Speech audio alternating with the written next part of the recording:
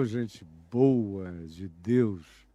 É um prazer nós continuarmos juntos na nossa exposição de Mateus, no capítulo 9, do verso 1 ao verso 8, que eu pedi licença para me utilizar da narrativa de Marcos 2, do verso 1 ao verso 12, como elas são similares, são sinóticas, são de equivalência total narrativa, e no report que trazem, eu disse que preferiria lidar dessa descrição em Marcos, onde ela é mais pormenorizada do que em Mateus 9.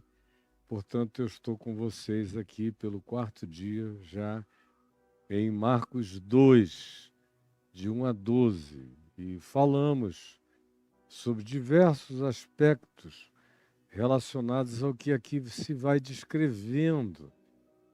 Jesus em casa, a natureza do lugar em Cafarnaum, as multidões que chegam, como não há lugar nem dentro nem fora de tanta gente que se amontoa, e ele lhes anunciava a palavra. Eu expliquei a você o que significava isso, anunciava-lhes a palavra. E é diferente do que você imagina hoje, se bem que hoje em dia ninguém mais pensa em anunciar a palavra. Isso virou uma coisa completamente démodé, careta, fora da hora. O pessoal está fazendo circo, é show, é gritaria para lá e para cá, enfim, tudo tem a ver com derramar 1 litro de óleo na cabeça dos outros, ou sair empurrando, jogando, caindo, gritando, hienando como se fossem hienas, para lá e para cá. Palavra morreu. Foi esmagada, como previu o Jacques Ellul, foi esmagada pela imagem. A palavra foi humilhada pela cena, pela cenografia, pelo faz de conta, pela impressão. Palavra mesmo, não há mais. E, por outro lado, quando se diz anunciava-lhes a palavra, eu lhes disse que isso não tinha nada a ver com fazer uma exposição histórica sobre Moisés, o Pentateuco, ou coisa alguma. Ele estava ensinando o Evangelho. Os mesmos princípios nos quais a gente passou 2, 3 meses no Sermão do Monte, vendo princípio por princípio, tudo se reduz a uma coisa só. O que quereis que os homens vos façam, fazei isso vós a eles, porque esta é a manifestação, é o cumprimento de tudo que foi dito antes, que tenha significado na lei e nos profetas, se resume em ama o teu próximo como a ti mesmo, ama o Senhor teu Deus de todo o teu coração, de toda a tua alma, de todo o teu entendimento, e ama a Deus na prática de amor no próximo, fazendo antecipadamente a Ele todo o bem que tu gostarias que dele um dia viesse a ti. Então, toma a iniciativa de ser assim, conforme tu gostarias que o mundo fosse para ti, ser tu antes para o mundo todo. É o princípio simples de Jesus. E ele está ensinando esse evangelho do reino de Deus, que deixa Moisés na idade das trevas, deixa Moisés na gruta da idade da pedra, deixa Moisés no paleolítico, deixa Moisés lá no primitivismo mais absoluto. Isso aqui é a proposta de uma vida que a humanidade nem de longe sequer ainda sonhou em alcançar, e que está proposta como projeto do reino de Deus para ser vivido e para ser praticado, para ser vivido e para ser praticado por cada um de nós. É a nova humanidade, é a nova manifestação do significado de ser humano, é o que o Evangelho propõe. E enquanto a gente não vai chegando perto disso, a gente está longe, longe, longe do Evangelho. Você pode carregar e cuspir o nome Jesus o dia inteiro da sua boca, falar, arrotar esse nome e nada. É a mesma coisa. O Evangelho começa a entrar na gente quando a gente bota o pé em cada princípio e pratica em obediência, em fé, essa fé que opera pelo amor, esse amor que se manifesta no trato, nas relações mais variadas da vida da gente. Aí a gente botou o pé no chão dessa palavra que Jesus anuncia e nos chama para ela, para nos convertermos a ela, para nos tornarmos como Ele, abraçando a palavra que procede dele, que Ele encarna, que Ele manifesta, que Ele gestua, que Ele expressa em toda a sua plenitude. E aí nós fomos adiante, começando a introduzir o assunto do significado da paralisia, da cama, da dor, dessa impotência e desses amigos. E foi a ênfase que eu dei até aqui, foi na manifestação coletiva da fé de alguns em favor de um. E falamos bastante sobre isso. E eu exemplifiquei de formas e modos variados. Agora, ontem, eu disse a você que estava aqui comigo, e você que pode, é só voltar, está tudo aí gravado no YouTube, dizendo que esses amigos, esse coletivo, esse aos quais Jesus viu, vendo-lhes a fé, essa fé comunitária, essa fé múltipla, essa fé fraterna, essa fé de 4, 5 amigos, caracteriza o significado da verdadeira igreja segundo Jesus. A igreja segundo Jesus não é nada além disso aqui. Amigos em estado de vínculo fraterno, tendo a mesma fé, o mesmo espírito, a mesma comunhão, o mesmo objetivo, a mesma intenção prática de ajudarem-se uns aos outros, especialmente aquele que dentre eles era o mais disparadamente necessitado, que é esse colega, amigo, irmão paralítico. E como eles se unem e Jesus vê essa união. 2, 3, 4, 5 reunidos em meu nome, eu ali estou no meio deles. E aí eu falei um pouco sobre o significado de igreja. Igreja é isso. Está tudo aí gravado no dia de ontem. Estimulei você, que é a igreja. A igreja não é um prédio, não é uma instituição. Isso tudo é invenção, criação humana. E você caiu nesse engano. E você obedece a esse engano. Mas igreja é gente. É encontro de gente. Não precisa ter um maior, nem um menor, hierarquia. Não precisa haver titularidades, nem funcionalidades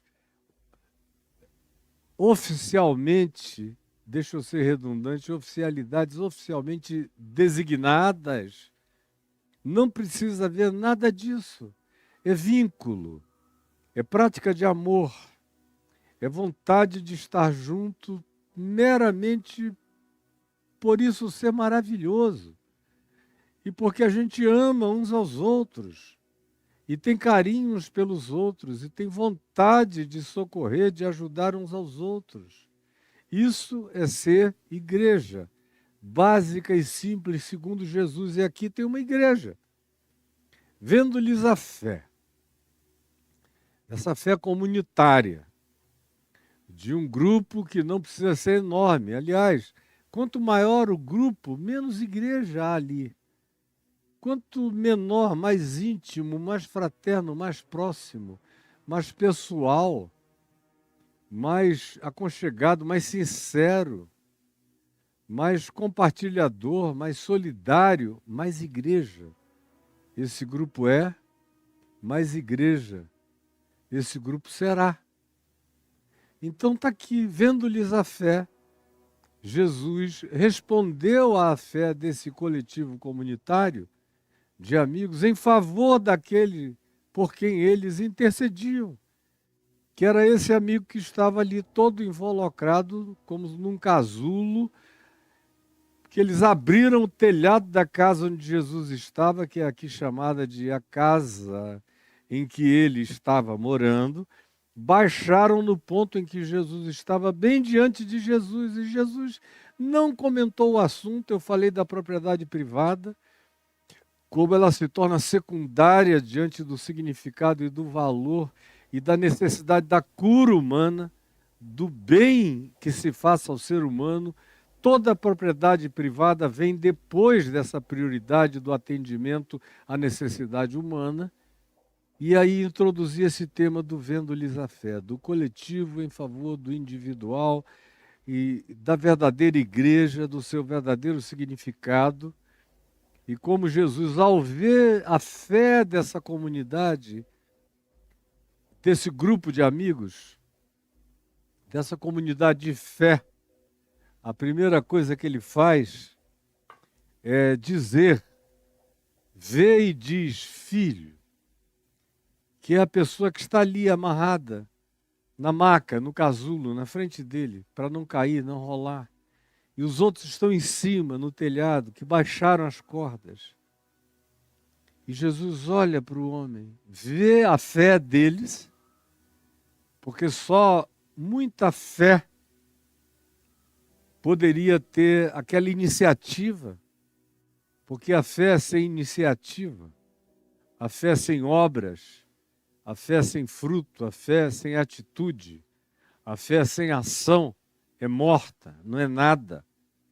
Portanto, ele não olha para os homens, nem levanta a cabeça. O texto não diz erguendo Jesus a cabeça.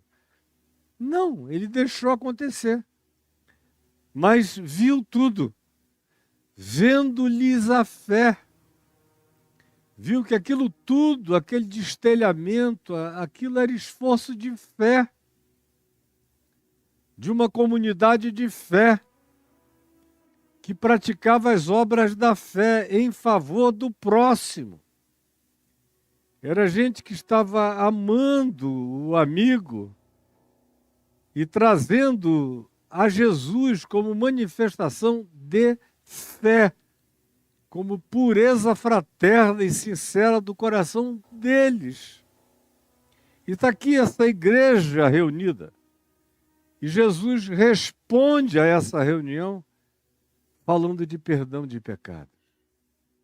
Vendo-lhes a fé, disse ao homem paralítico, nas condições em que eu já descrevi em detalhes nos dias anteriores: filho, os teus pecados estão perdoados. É maravilhoso para mim, porque o assunto inteiro supostamente tem a ver com cura. A cura de um indivíduo que está há anos todo enquirquilhado. Porque você coloca um ser humano num estado de paralisia, a inutilidade muscular e a incapacidade de movimentos vai criando uma atrofia que se volta totalmente sobre si própria. Os pés vão se fechando, as pernas vão se encolhendo, as mãos se viram, o corpo inteiro vai se dobrando, vai se tornando um feto morto. E é nesse estado de um pacote imóvel, amarrado, transformado num casulo de paralisia, que só tinha olhos para ver Jesus, é que esse homem está ali. E Jesus vê a fé sem olhar para ninguém que está em cima do telhado, vendo-lhes a fé. Foi essa fé que criou todo esse movimento, que fez essas coisas acontecerem, que gerou essas ações em cadeia, que acabaram destelhando a casa onde Jesus estava e fazendo o homem chegar no ponto exato em que Jesus falava. E Jesus recebe toda a fé desses amigos, e enquanto não deixa de olhar para o homem, que era o objeto imediato da necessidade. Vendo-lhes a fé, disse ao paralítico: Filho, filho, filho, estão perdoados os teus pecados. Que coisa mais maravilhosa! Foi algo que nunca saiu da boca de ninguém na Bíblia antes. Em toda a Bíblia. Você vê pessoas dando ordens ao sol, como Josué: sol, detente em Gibeon, e tu, lua, no vale de Ajalon. Moisés abrindo o mar vermelho, ou batendo na rocha com o cajado, ou falando à rocha. No caso, foi o bater que fez com que ele transgredisse, de onde saiu água. Você vê tudo. Elias trazendo fogo do céu. Mas é uma quantidade enorme, é um verdadeiro Universal Studios, o Velho Testamento, de heroísmos, de fé. Mas você não encontra ninguém, absolutamente ninguém, Moisés nenhum, Abraão nenhum, profeta nenhum, Davi nenhum, ninguém, dizendo: Filho, estão perdoados os teus pecados. Isso aqui é que é o salto quântico acima de toda descrição. Jesus não pode ser medido, como eu me lembro, que quando eu me converti, há mais de meio século, às vezes eu ouvia aquelas conversas com os meus amigos da Assembleia de Deus, que frequentavam muito a minha casa, muito. Alguns já até partiram para o Senhor, outros estão idosos, bem velhinhos, meus amigos, e que iam lá para casa. Eles ficaram perplexos com a minha conversão.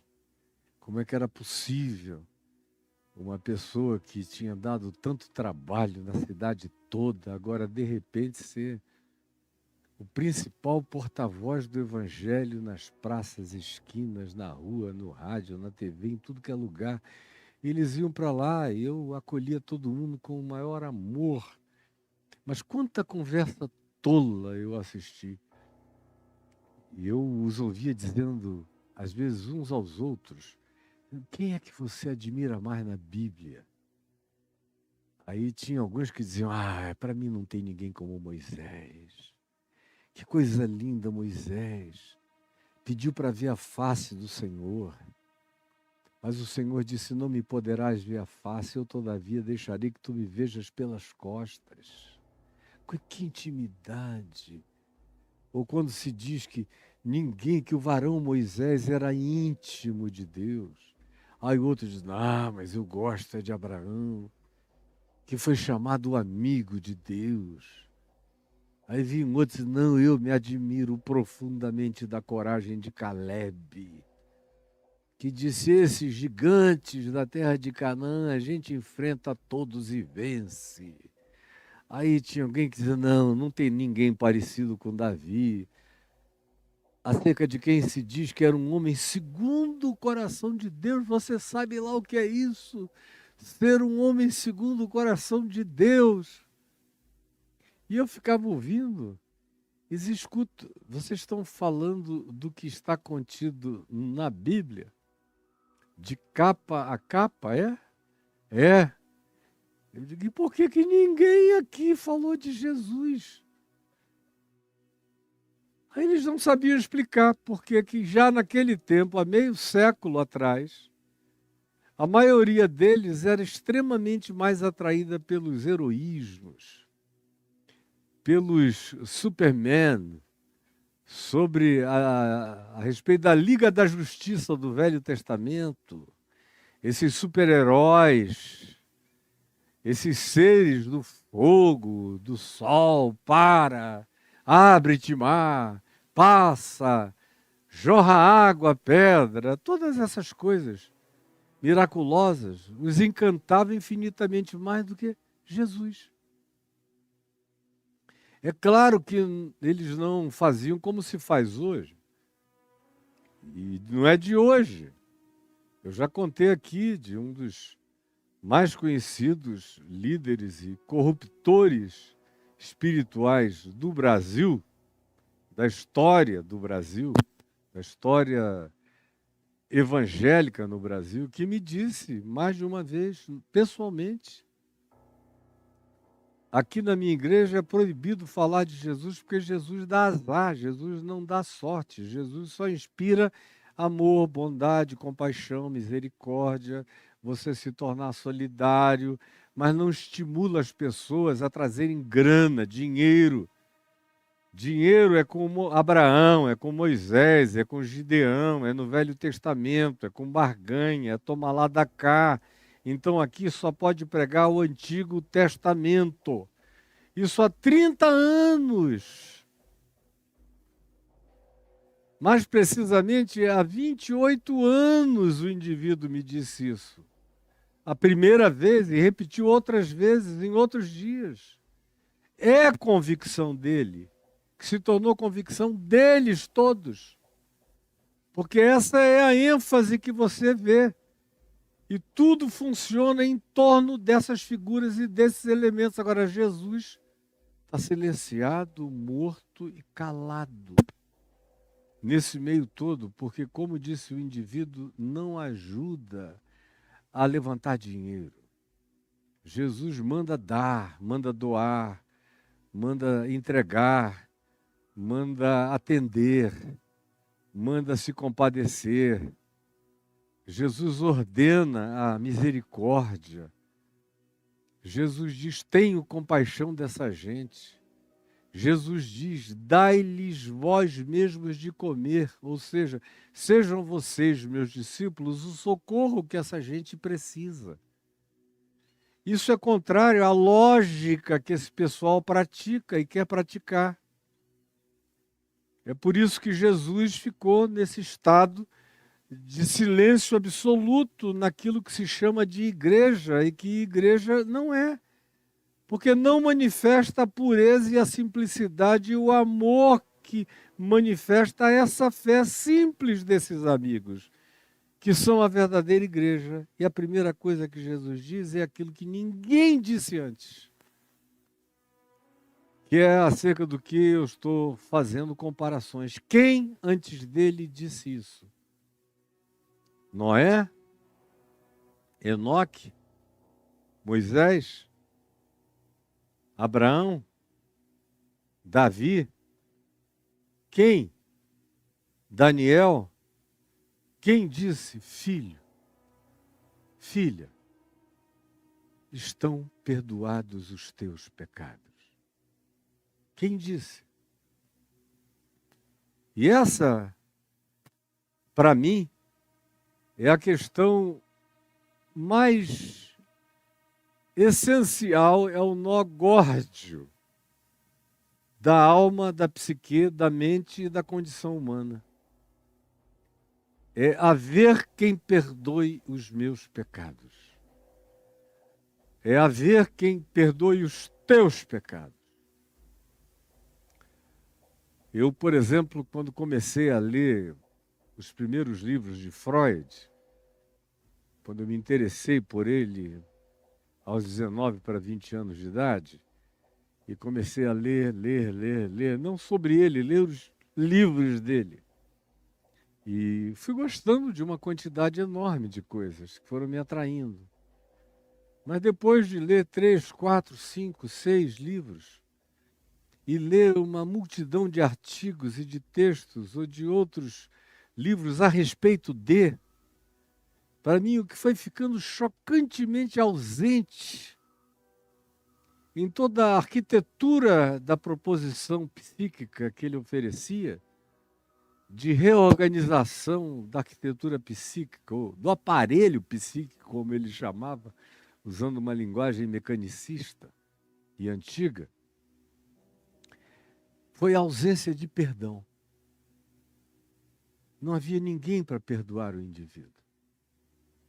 E não havendo quem perdoasse, se tinha que prolongar o processo de elaboração contínua e contínua e contínua, de eu fiz, mas eu também herdei, eu fiz, mas houve influências que me precederam, eu fiz, mas sempre tem uma adversativa relacionada a alguém para quem se transfere, ou de onde veio, de onde procede, uma arquitetura mais ampla, familiar, parental, a ser entendida.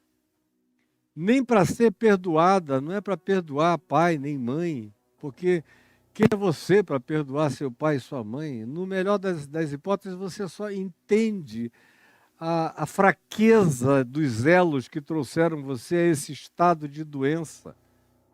O que pode, quem sabe, te aliviar, mas não faz cessar. Faz você se acostumar à ideia, mas não faz você estancar o processo.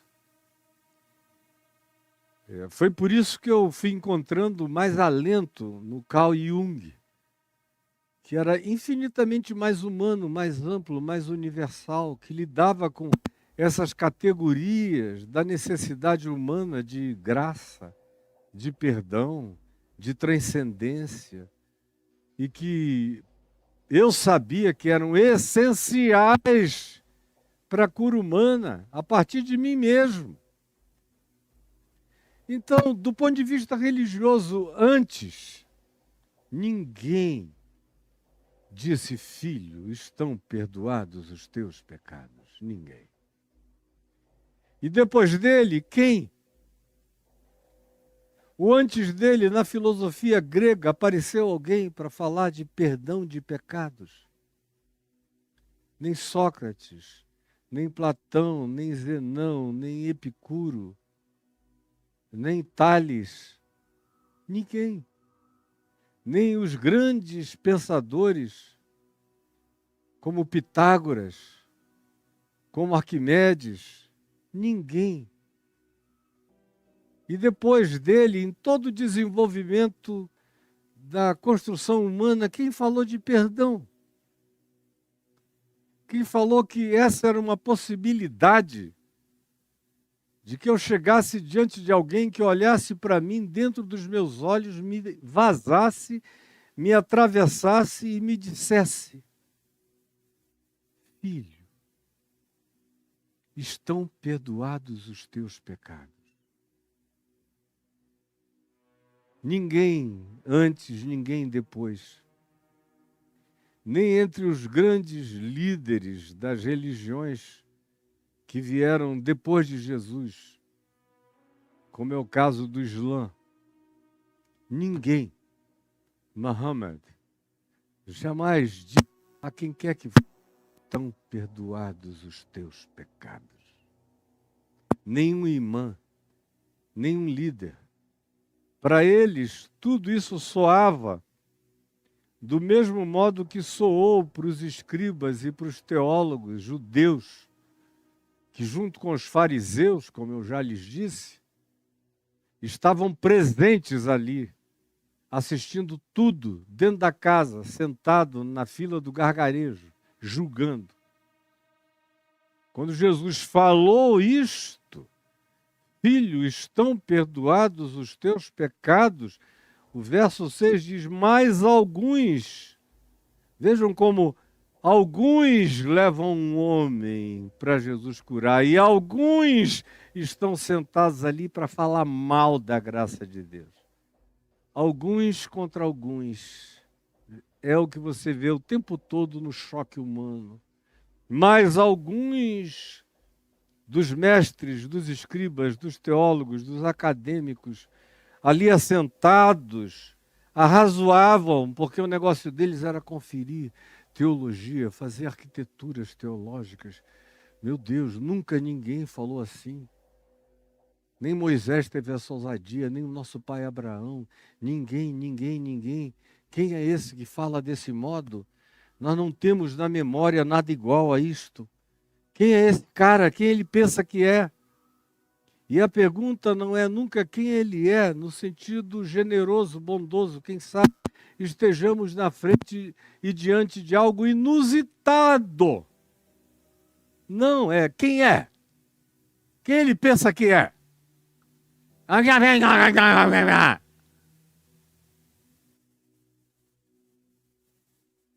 Mas alguns dos mestres, dos acadêmicos da Bíblia, assentados ali, arrazoavam em seus corações pervertidos. Porque fala ele deste modo? Isto é blasfêmia. Eles já declararam, porque no coração dessas pessoas não existe nenhuma abertura. É interessante, eles tinham feito uma abertura no telhado para baixarem o homem. Mas no coração desses religiosos que estavam vendo e ouvindo tudo isso, não havia abertura nenhuma para considerarem o inusitado de Deus que estava bem diante da cara e da face deles. Ao contrário, eles já chegam com um veredito, isto é blasfêmia. Não há nenhum espaçamento, nenhuma brecha, nenhuma abertura, nenhuma fresta, nenhuma nesga de luz que os possibilitasse dizer que maravilha, que coisa extraordinária, o que está acontecendo aqui, o que nós estamos vendo, quem é essa pessoa? Ele diz coisas extraordinárias que nunca ninguém disse antes. Isso é um passo muito para além de tudo quanto os nossos ouvidos já ouviram e olhos já viram. E o nosso coração já discerniu, ele está muito na frente de tudo e de todos os nossos mestres e rabinos. Não há uma chance sequer a ser dada para aquilo que é diferente do condicionamento que já está imposto pela lavagem cerebral de séculos e séculos e séculos de dominação religiosa, encapsulando a mente, o cérebro, o discernimento, o pensamento, engessando as estruturas do pensar e fazendo tudo convergir para uma decisão já pré-determinada. É blasfêmia. É blasfêmia. Como é o que eu vejo acontecer o tempo todo. As pessoas não terminam nem de ouvir, já estão dizendo é blasfêmia, é um blasfemo. Não querem arrazoar para o bem, só querem tentar recuperar memórias da negatividade ou da impossibilidade ou da limitação ou do teto fechado.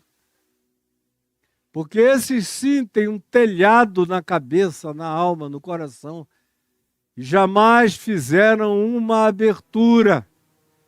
Esses que estão dizendo é uma blasfêmia, são a antítese desses da fé, que abrem o telhado e baixam o amigo até a presença de Jesus, dizendo aqui existe graça, aqui existe cura, aqui existe esperança.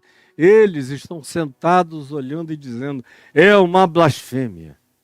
Filho, os teus pecados estão perdoados. E aí então alguns dos escribas disseram, é blasfêmia. Quem ele pensa que ele é? Quem é que pode perdoar pecados, se não só que é Deus? Agora, se você conversasse com esses escribas, todos eles iriam manifestar a esperança da vinda do Messias. Todos. Todo fariseu tinha esperança de que o Messias viesse. Todos os escribas dos fariseus tinham a esperança de que o Messias viesse. Eu não estou nem falando dos essênios, que não são nem mencionados no Novo Testamento ou nos Evangelhos, que estavam longe, lá na região do seu monastério, distante da vida social. Não menciono os saduceus, porque eram seres sem esperança, que viviam só dos ritos do templo. Para eles, Deus era o rito, e o rito era Deus, e nada além disso. Mas os fariseus tinham uma esperança de que o Messias viesse.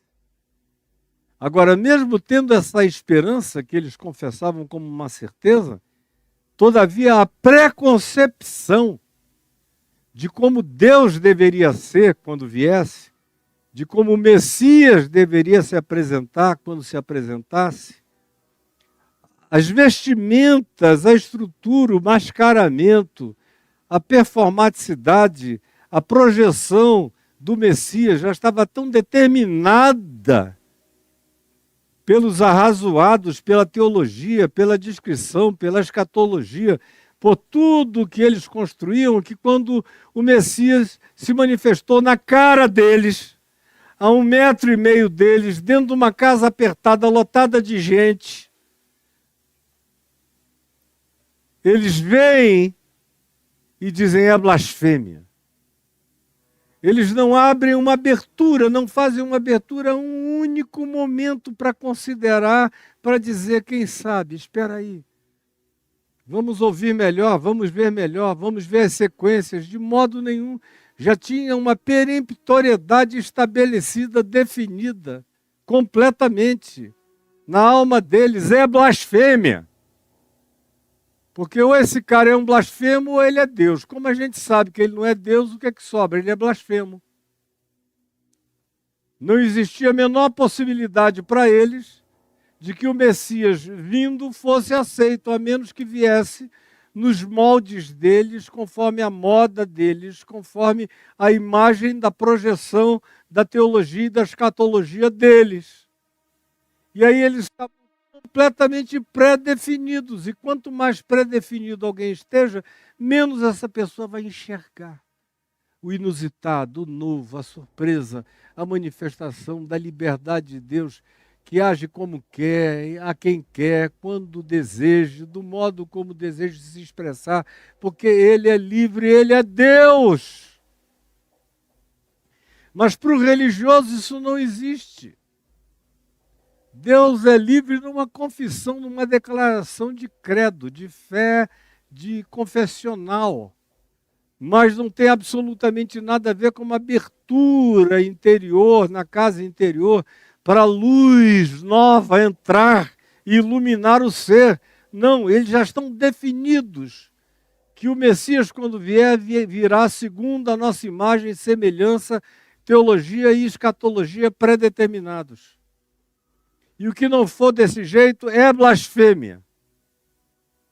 E nós não estamos abertos para considerarmos a obra de Deus, por mais maravilhosa que ela seja, porque se não for conforme a nossa imagem e semelhança e de acordo com a nossa permissão, com a nossa anuência, se não vier antes e se explique para nós: olha, eu sou quem vocês estavam esperando, e agora fiquem atentos porque eu vou fazer isso, e explicar tudo a eles, para que, quem sabe, tendo pedido autorização prévia para ser Messias, eles pudessem ser menos radicais. Mas como Jesus não fez isso com ninguém, nem com sua mãe, nem com seus parentes, nem com seus irmãos, nem com ninguém, simplesmente fez.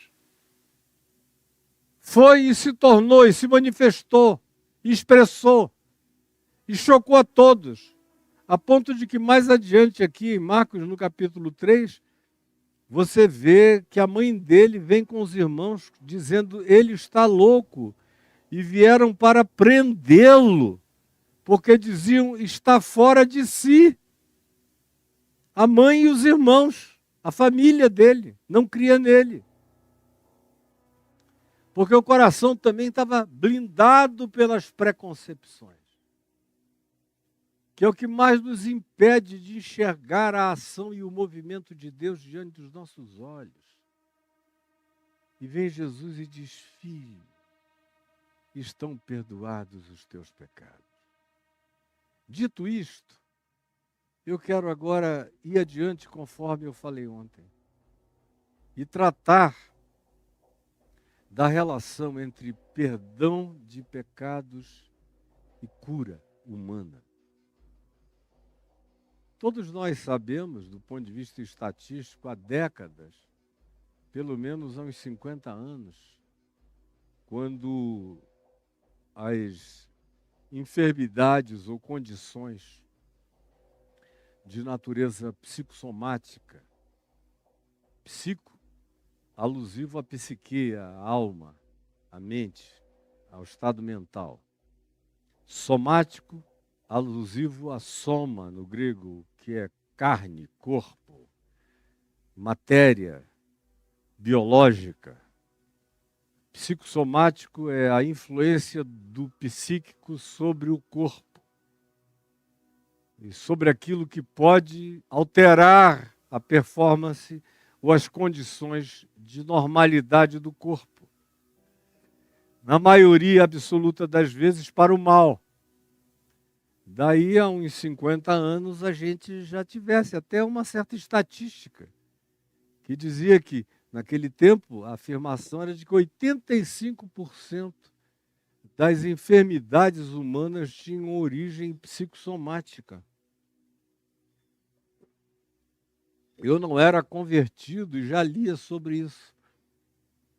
85% das enfermidades e da condição humana deriva-se de desordens, de desarranjos, de transtornos de natureza psíquica, mental. Eu cresci com essa consciência. Ela não é nova, ela é antiga. Agora, o interessante é que foi a psicologia mais recente, dos últimos 80 anos, que começou a criar essas associações.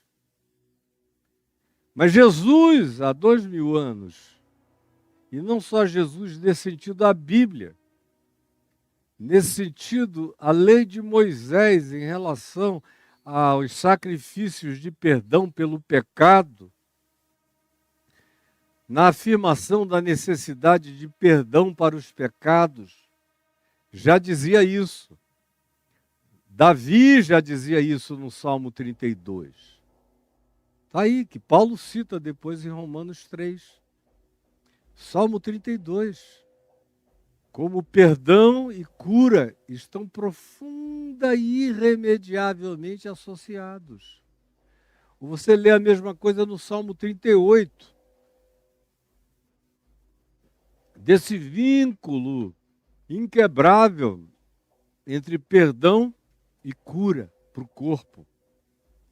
E cura para as estruturas do ser, com as suas implicações e derivações nos sintomas somáticos, físicos da gente. Agora, ninguém praticou isso.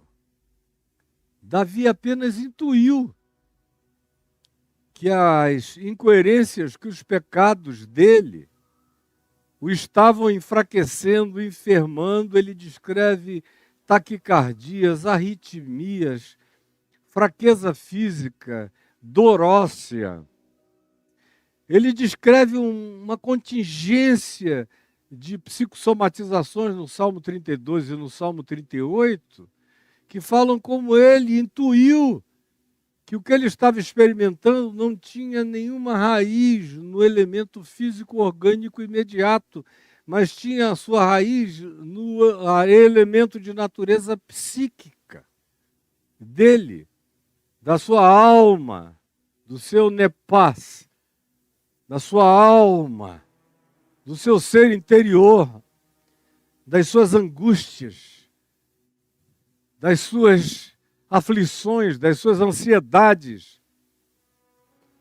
Eu estou fazendo uma exposição nos Salmos e gravando, você logo vai ser introduzido a elas.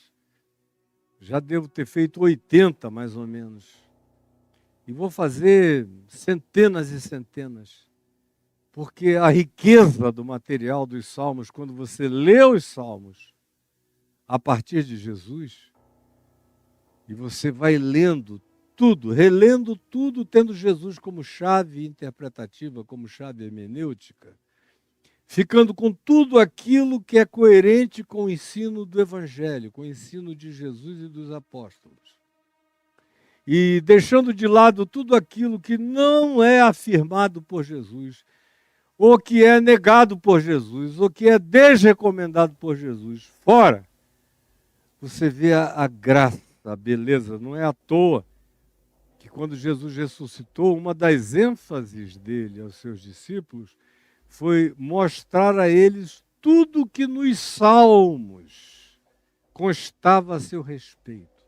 Tudo que nos salmos ele foi mostrando, olha, e é assim que vocês vão ler esses salmos agora, me tendo como chave interpretativa para a compreensão de tudo que está dito aqui.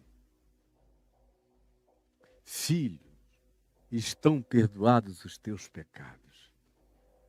Aí, ele queria naturalmente curar o homem. Naturalmente, ele disse isso. E se não tivesse havido essa introdução, que não chegou a ser vocalizada, não foi verbalizada, não foi tornada audível por esses mestres da lei, por esses intérpretes, ao contrário, aconteceu nos seus corações. Jesus, então, fala a eles que tinham feito todas essas conclusões. É blasfêmia. Que esse cara pensa que é? Só Deus pode perdoar pecados. Isso é um blasfemo que está diante de nós. E Jesus, o texto diz, percebendo. É uma percepção que, como toda percepção, é um atravessar. É um entrar em. Esse prefixo pervadir, perceber, perseguir, perscrutar, é entrar, é penetrar em, é atravessar. Jesus percebendo, entrando na percepção deles, no coração, logo, em seu espírito, entendeu, discerniu aquilo que eles pensavam. Como eles eram completamente óbvios diante de Jesus. Era como se eles pensassem em 3D. Era como se eles pensassem de maneira projetada, física, praticamente diante de Jesus. Eles eram completamente óbvios, como todos nós somos, flagrantes absolutos diante dele. E esses seres que estão aqui achando que estão conseguindo um grande feito, estarem fazendo esse julgamento final, esse juízo final acerca de Jesus, e que, porque não estejam dizendo nada, ninguém esteja sabendo de nada, levam esse susto. Quando Jesus, percebendo o que eles estavam pensando, perguntou, por que arrazoais sobre estas coisas nos vossos corações? Por quê?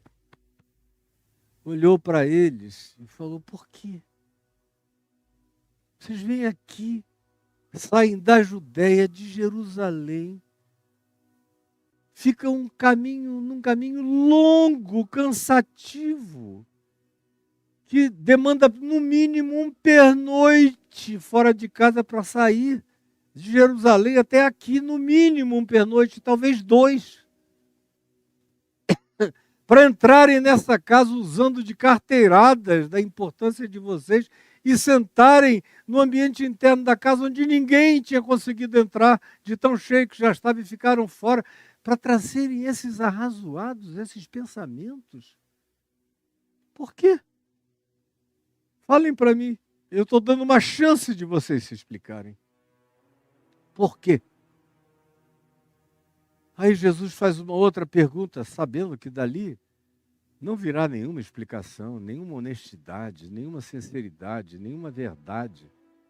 Isso é só maldade pela maldade, num processo de retroalimentação, de juízo ininterrupto, que a religião, com os seus dogmas e suas catequeses, e seus sistemas fechados, e suas estruturações pré-definidas, e seus messias pré-pintados, nas suas concepções fixadas, inalteráveis, que não estão abertas para Deus, nem para o Espírito Santo, nem para o Verbo encarnado de Deus diante da cara deles. Jesus sabia que dali não havia resposta além da mentira, ou da elaboração perversa que Jesus já tinha lido como um 3D no coração deles. Aí faz uma segunda pergunta: o que é mais fácil, então, dizer ao paralítico, a esse paralítico, que, coitado, estava ali doente há anos, mas de repente ele se torna objeto de discussão teológica. Isso é que é chocante. Você vê que a religião chega e cessa toda a compaixão, toda a solidariedade, todo o carinho, todo o afeto, toda a fraternidade. Estão aqui os representantes da religião oficial e da elite da religião oficial, os escribas dos fariseus. E o grupo mais fanaticamente religioso que existia naqueles dias no templo ou nas práticas religiosas públicas daqueles dias, segundo os evangelhos, que eram os fariseus, que se julgavam os mais espirituais. E eram esses seres que Jesus veio a chamar das piores descrições possíveis, como a gente vai ler depois em Mateus 23, muito adiante de hoje. Esses indivíduos estão ali e Jesus, então, sabendo que dali não sairia nada, a não ser juízo, porque eles se reúnem para pior, como diz Paulo em 1 aos Coríntios, no capítulo 11, quando vos reunis, não para melhor, e sim para pior. Vocês só se ajuntam para piorar as coisas. Diferentemente da verdadeira igreja, dos amigos que estavam no telhado, cheios de fé, de amor, de compaixão, de generosidade, de misericórdia, querendo melhorar a vida, querendo libertar o amigo, o próximo, querendo vê-lo sair andando por conta própria com as próprias pernas, querendo vê-lo restaurado para a existência, diferentemente desses que carregam o coração da verdadeira igreja de Deus. Estava diante de Jesus assentado como um bom crente,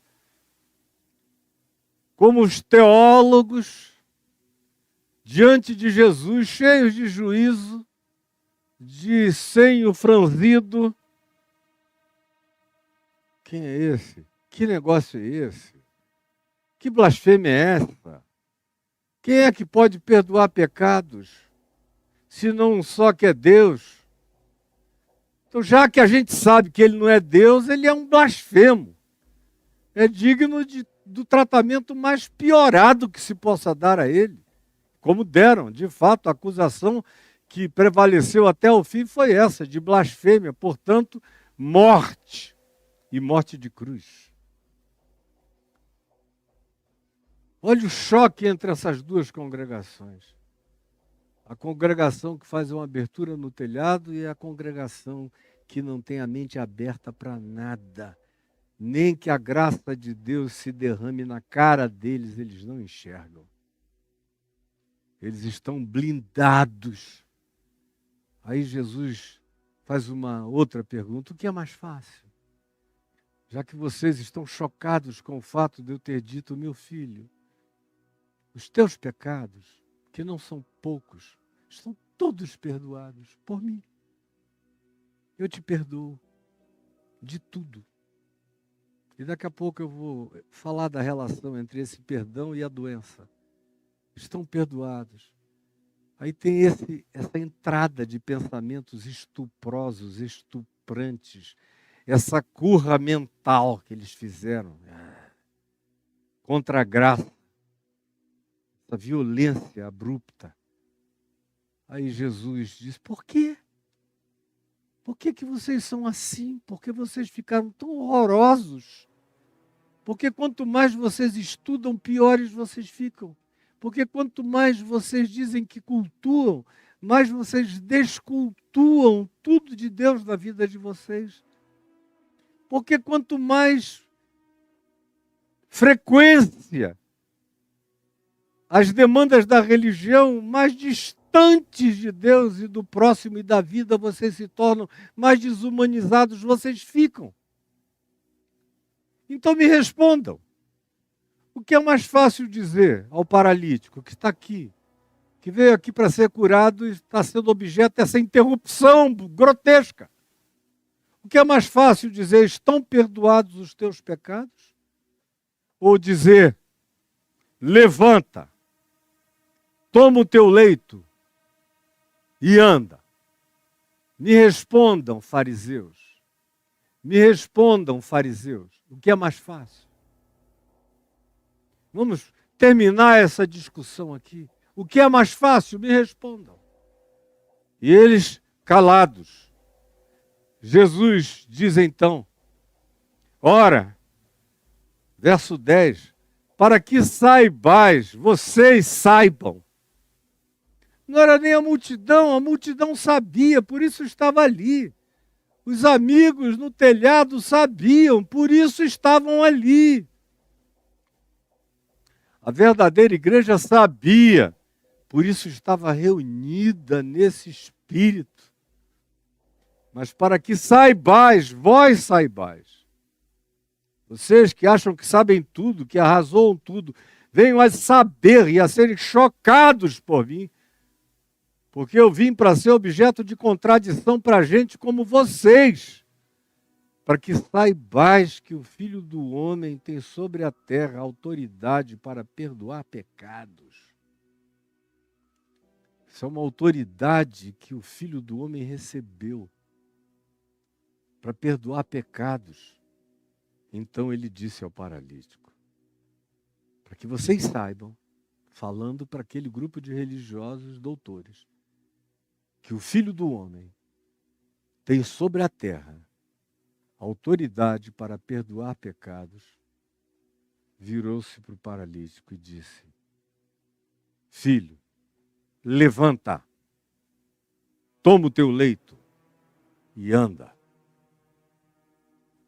É isso que eu te mando fazer. E vai para casa. É outro a quem Jesus manda voltar para casa.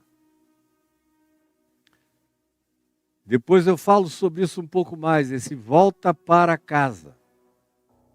Levanta, toma o teu leito e anda.